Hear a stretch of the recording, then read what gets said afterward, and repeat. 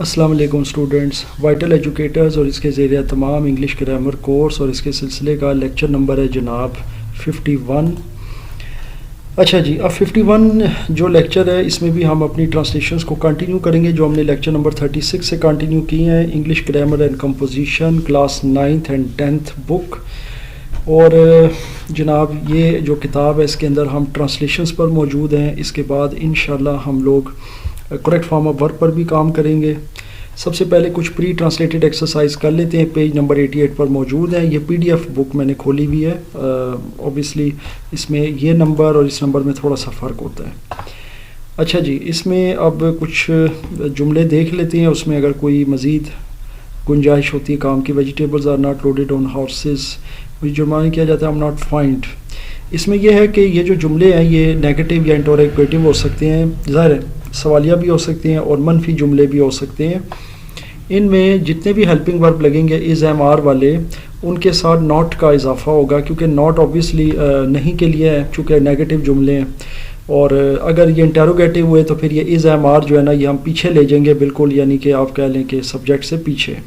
तो ये दो रूल्स हो गए। बाकी ये है कि थर्ड फॉर्म ऑफ वर्ब इसमें लगती है, क्योंकि ये इस तरह के जुमले होते हैं जिनके अंदर सब्जेक्ट ऑब्जेक्ट की जगह चला जाता है, ऑब्जेक्ट सब्जेक्ट की जगह आ जाता है।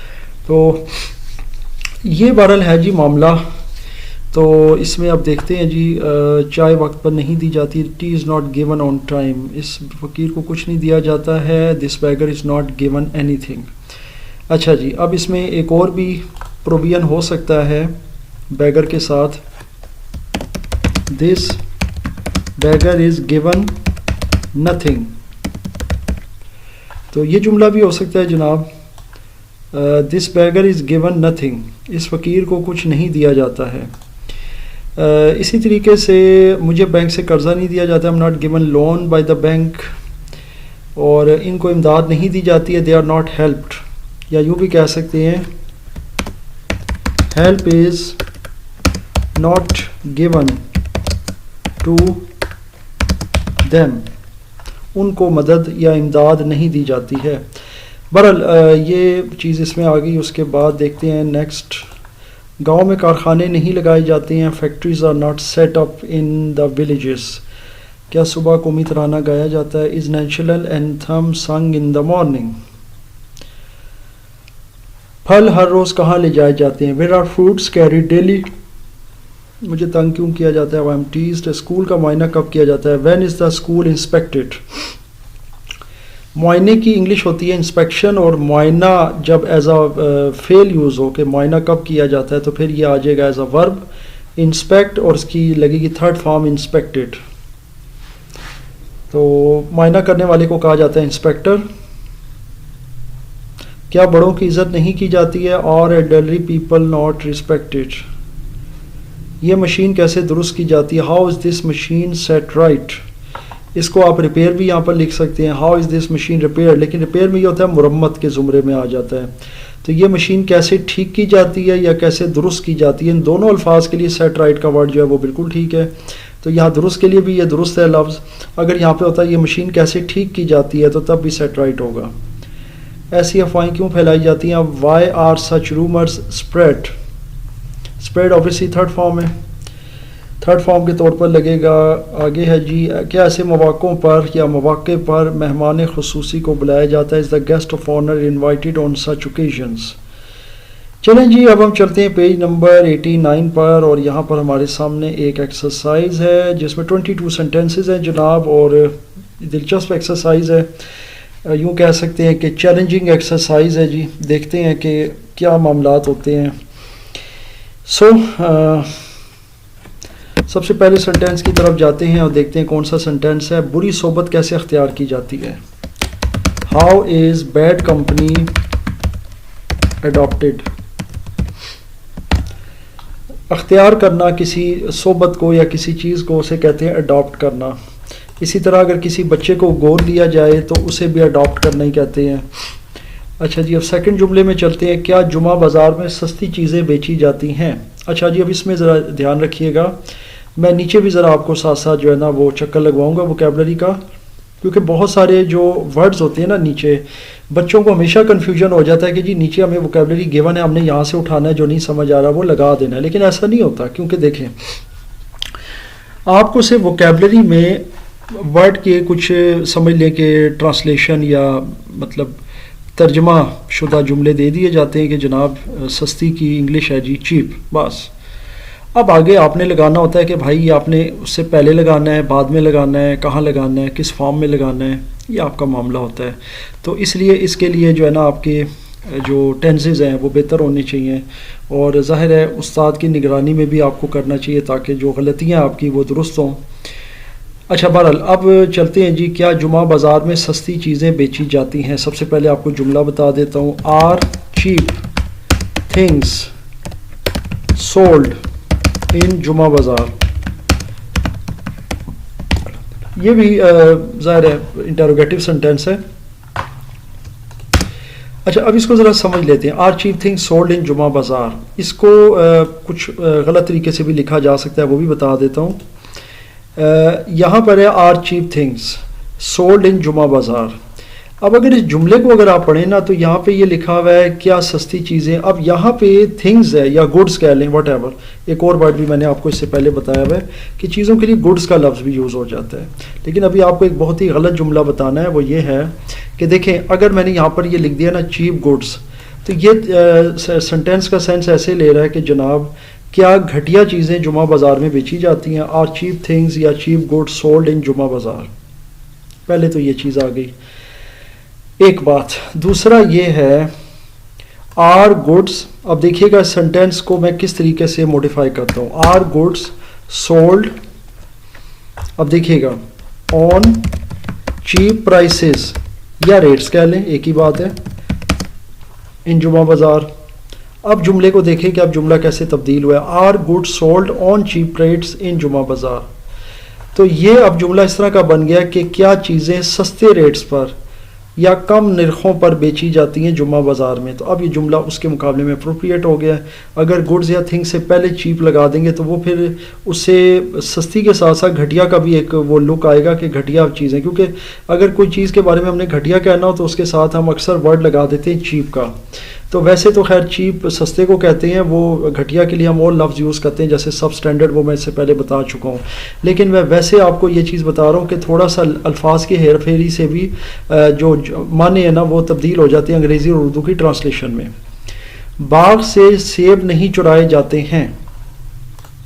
अच्छा जी, देखते हैं तीसरा जुमला है, apples are not stolen. Stolen obviously third form है, steal stole stolen. Apples are not stolen from the garden. इसके बाद आगे जी नंबर 4 पे, नंबर 4 पर है जी अदालत में झूठ नहीं बोला जाता है। lie is not spoken in the court। whoever speaks, उसमें कोई वो नहीं है कि मतलब कोई बोल रहा है या क्या है, बस स्पोकन यहाँ पे कह दिया और लाई कह दिया है। तो ये होता है कि झूठ नहीं बोला जाता है, तो इसका ये मतलब हो जाएगा। तो किसी एक फ़र्द की तब ये मंसूब नहीं होगा। नंबर 5 पर है जी मोटर गाड़ियाँ कहाँ नीलाम की जाती हैं। सो कहाँ से होगा, where are the motor cars auctioned. Where are the motor cars auctioned, यानी मोटर गाड़ियाँ कहाँ नीलाम की जाती हैं। याद रखिएगा नीलाम के लिए स्पेसिफिक वर्ड है, यानी ऑक्शनड, यानी ऑक्शन करना। ऑक्शन कहते हैं नीलाम घर को, ये ऑक्शन। सो ऑक्शन को एज अ वर्ब यूज़ किया हमने, ऑक्शन वर्ब के तौर पे भी यूज़ होता है। तो थर्ड फॉर्म होगी ऑक्शनड। छठे नंबर पर आ जाते हैं जी।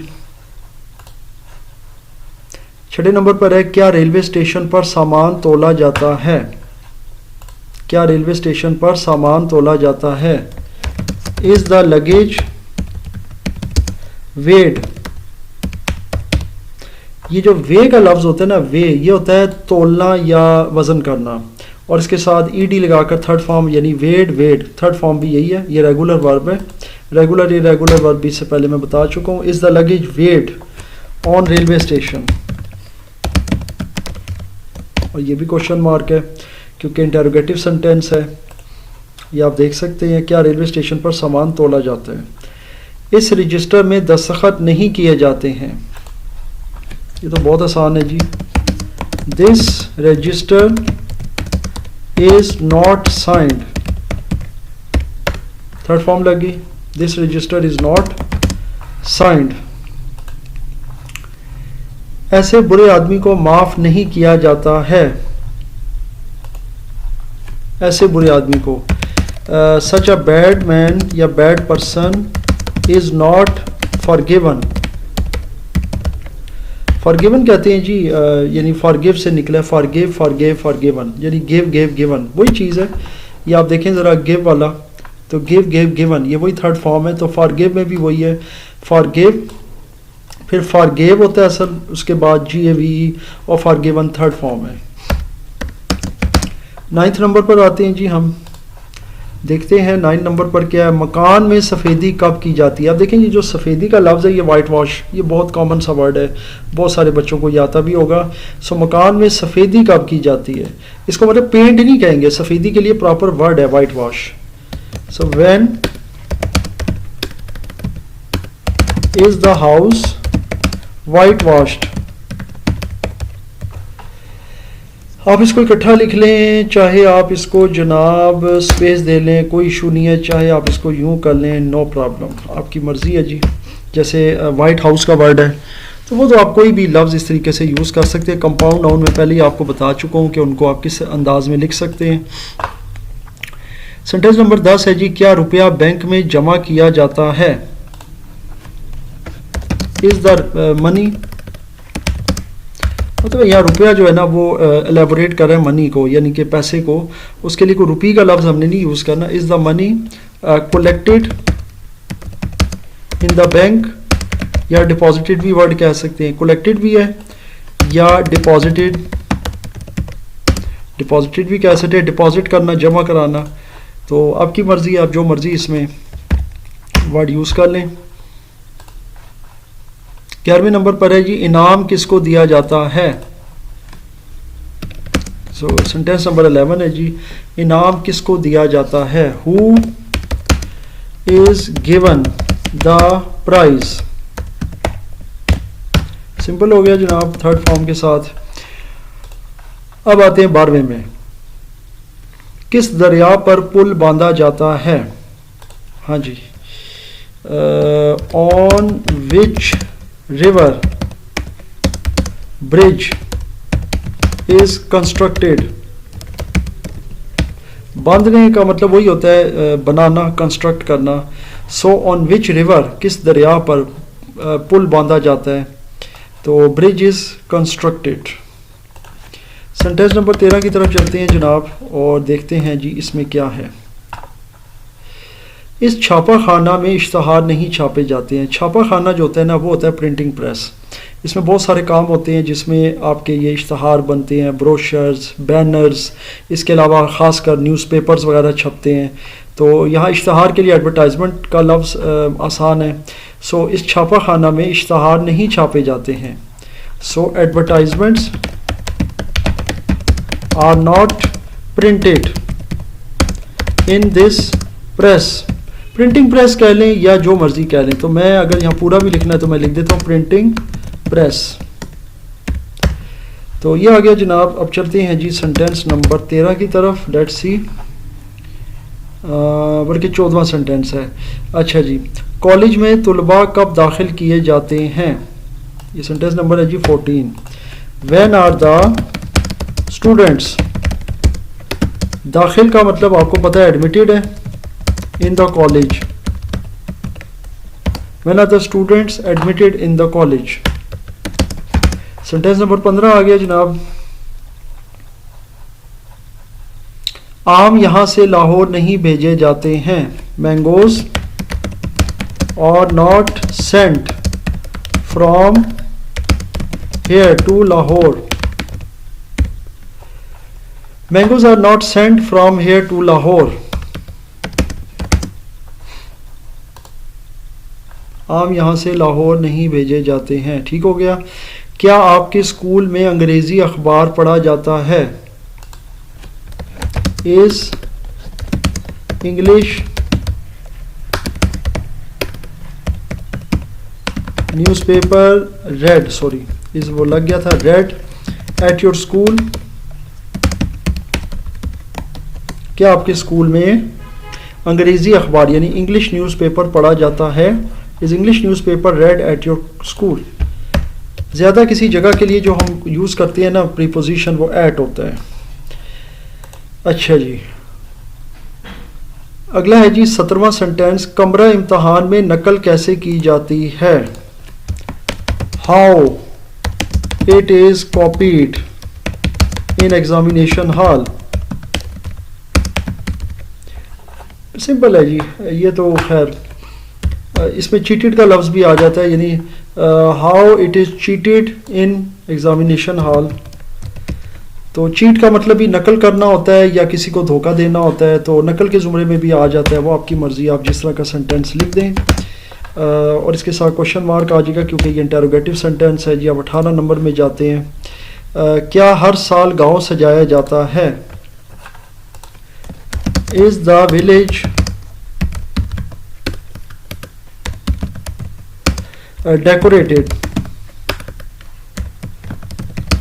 Is the village decorated. देखता हूँ मैं क्या लिखा हुआ है यहाँ पे, हर साल है, कहाँ गया जी, क्या हर साल, ठीक है जी। Is the village decorated every year, ये हो गया जनाब। सेंटेंस नंबर 19 पर चलते हैं जी और देखते हैं कि इसमें क्या है। सेंटेंस नंबर 19 पर है, बाज़ आदमी पहचाने नहीं जाते हैं। सम पर्सन्स, आदमी की बात हो रही है, some persons are not recognised, some persons are not recognised. Sentence number 20 में आगे जनाब देखते हैं जी। अब सेंटेंस नंबर 20 में क्या है, मुझे घर से क्यों निकाला जाता है? वाई एम आई। अच्छा, अब घर से निकालना और क्लास से निकालना, तो इसको हम ज़्यादा से ज़्यादा कहते हैं एक्सपेल्ड। डी बार का भी लफ्ज़ यूज़ होता है, why I am expelled from house या फ्रॉम होम, वट एवर, आपकी मर्ज़ी है। तो एक्सपेल कहते हैं निकालना जी। एक्सपेल के और भी मतलब हैं, इंशाल्लाह आगे फिर कभी आपके साथ डिटेल में डिस्कस करूँगा।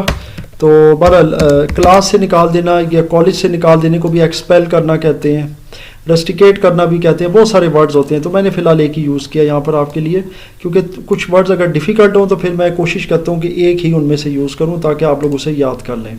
Y am I expelled from house, मुझे घर से क्यों निकाला जाता है। 21 नंबर पर आ गया जी, हमीद को क्या सज़ा दी जाती है?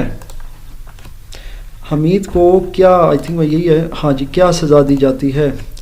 Which punishment is given to Hamid,